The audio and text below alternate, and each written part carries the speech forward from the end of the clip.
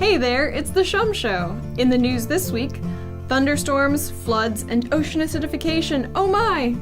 Even those of you who are not corals, coastal dwellers, or caught in the rain have probably heard the storm of water news this week. Crazy thunderstorms shook the East Coast in the middle of the week.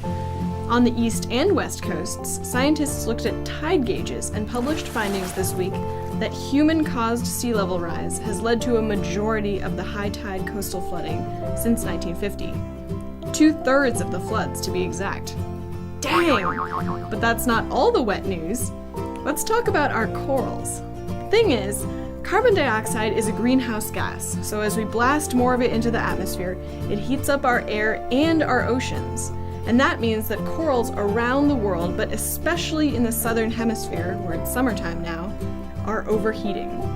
It's just been so warm this past year. We humans shed layers when it's too hot, but corals, when they overheat, they shed the algae that actually feeds them. The corals die then, leaving their ghostly white skeletons.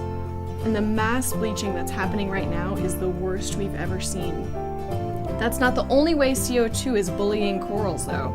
If carbon dioxide doesn't stay in the atmosphere and work as a greenhouse gas, it can seep into our oceans, making the water more acidic. That means that when we burn fossil fuels, we're putting carbonic acid in the oceans, which dissolves coral shells and can even stop the formation of coral reefs. The Australian government just got finished taking a deep dive into the state of ocean acidification in the Great Barrier Reef. The biggest takeaway was that these reefs, which are home to all kinds of biodiversity, are the first and worst victims of ocean acidification, more than the rest of the oceans.